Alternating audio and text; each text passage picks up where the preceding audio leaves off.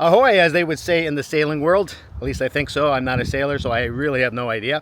Today we're looking at ND filters for your Pocket 3, specifically variable ND filters. The ones I have right now are K&F Concept ND filters, variable ND filters. There's two of them that give you various ranges of ND. The reason I went with these, and it's not a sponsored thing, they didn't even send it to me for free. I purchased these ones because I wanted to try these ones out because they're a very slim design, and we'll talk about the benefits and the cons of this specific ND filter a little bit later. I should mention I normally never film in these conditions. I am in the full sun and it's pretty windy out, but I wanted to test out these variable ND filters in harsh conditions.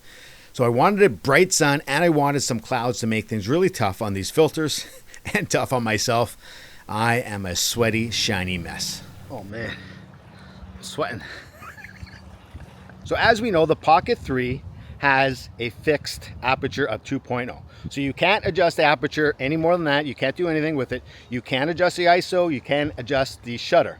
But in order to adjust the shutter so that it's not too bright, you need to add ND filters. So that's what I have done here. The idea is that you want to double your frame rate. For me, I shoot in 4K 24 frames for the most part, unless I'm slowing something down. So right now my shutter is at 1/50th, which is the closest so that you can double your frame rate at 1/50th. That would give me the most motion blur possible to give you that cinematic footage. So let's take a closer look at this set of variable ND filters, and later on I'll have a serious talk about whether you really need to use ND filters for your Pocket 3. For the most part, neutral density filters come in two formats: a fixed ND, which give you a hard number, whether 8, 16, 34, 64. I'm not sure why they go up in those increments, but anyways, they do. The other option, of course, is what I'm using now, is the variable ND, and you can change it. All you have to do is change the little dial on the ND filter and you can adjust the level of ND. There are pros and cons for both of these things. For me, I like the variable ND because it's something I can just leave on the camera, and it's something that I can be like, okay, that's what we're going with, and I can just make adjustments. I don't have to keep taking the ND filter off and on the little lens. It does a great job whether it's fixed or variable. Every ND filter I've ever used does a really good job of sticking to the lens. It's magnetic, that's great. Sometimes they do fall off, but most times it's user error, it's my fault. But for the most part, my variable ND stays on the lens. I don't like to change it a lot. There are issues where you could possibly damage the lens. You can scratch it, who knows? I haven't had those issues, but for me, I'm kind of lazy, so I like to leave it on there and just made small little tiny adjustments to make sure it's going to work for me. And that's what I do. You can do the same. You can take it off with a fixed ND, and then you can put it on, take it off. That's all up to you. But for me, I prefer the easy use of a variable ND filter. Before I get too far into the video, if you're enjoying this content, please hit the subscribe button, and you go ahead and hit the like if you like. Bigger thing is, if you're enjoying this or if you're interested in this Pocket 3, I've had it since 1 and 2 and now with 3. I absolutely love these cameras, so I love talking about it. And if you're passionate about this camera, yeah, let's talk about it in the comments for sure. But if you can subscribe and hit the like button, that would be just swell.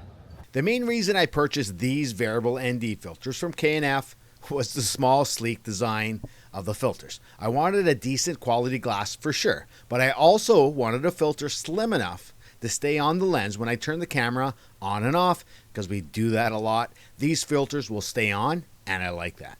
Okay, so for the most part, we're talking about the positive aspects of using ND. So let's talk about the negative, because there are negatives. The first one is that you're adding anything to the lens, you have a chance of affecting your image, whether the ND filters are dirty or if the glass is bad, whatever, you can affect your image. When you use a variable ND, there is a chance that you're going to get to the point where you're going to notice vignetting around the corners, and that's not something that you want. For me, I got to be careful with that because I do like to crank the ND, but if I know I'm going to have some vignetting, you got to be careful. Sometimes you can crop in on your shot and that'll help, but you got to be careful. Another thing is you're taking these ND filters and you're putting them on and off of your lens. So there's a chance you can scratch your lens, and with these lenses on the Pocket 3, you know that you can't do anything to fix it. Once you scratch your lens, it's done. You have to bring it in to get repaired or get a new one. So that's up to you if you want to do it. So there is a good chance you're going to do it. There's also a chance you're going to lose these NDs, and you're investing money into your camera. You don't want to be losing gear, and there is a chance, because it's magnetic, that you're going to lose it. For me, another problem is that I rely on the ND. So sometimes I'll get lazy. I'll have the ND on, even though I know I can probably lose the ND in certain situations, but sometimes I leave it on, and that way it affects my quality and affects my ISO. So that's me being lazy. So you don't have to do that, but you got to be careful. The big question I asked at the beginning of the video is whether or not you really do need ND filters for the Pocket 3. The answer is no. Honestly, you don't need them. It's up to you. This is your footage, so it's up to you how you want that footage to turn out. For me, I will continue to use ND filters. I think it's a valuable tool. It's not something that's overly expensive. It's something simple that can make your footage look a little bit better. But for you, maybe you decide you don't need that. Maybe you decide the hassle of NDs, adding the expense to it, putting them on and off, trying to control it, trying to figure out what level of ND filter that you do need. Maybe you don't need that. Maybe you're just happy with the auto features on this camera, and to be honest, the auto features are pretty damn good on this camera. So maybe it's something that you don't want. So I'm not going to tell you that you need these, because it's up to you.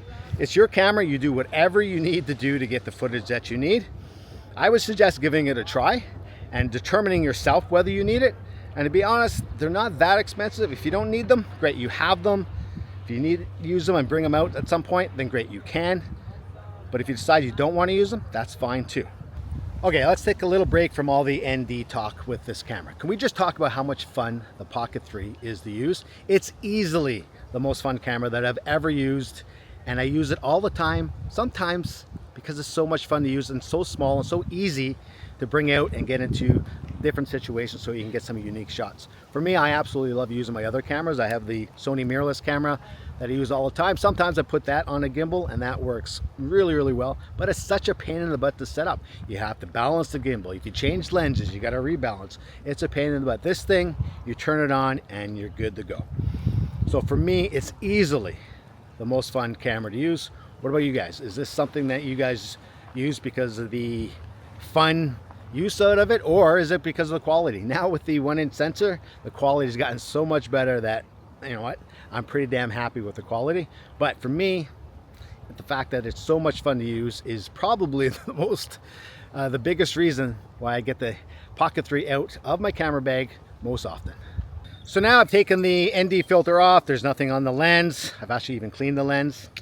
And now I'm shooting in complete auto mode. Everything is auto. I'm shooting in 4K, 24 frames, but everything is auto mode. Auto white balance, auto audio, and auto ISO. So everything is auto mode. It's exposing as the camera sees fits.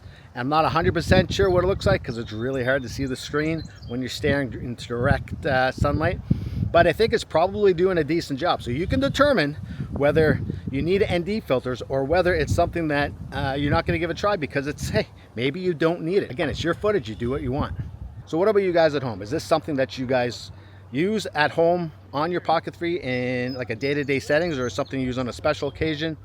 Let me know what you think about the ND filters, and let me know what you think about the variable ND filters. Like I said, it's something that I really like to use and something that I continue to use, but maybe for you, it's something that you don't want to use, and keep it simple. So let me know in the comments. Anyways, thanks for watching, and we will see you next time.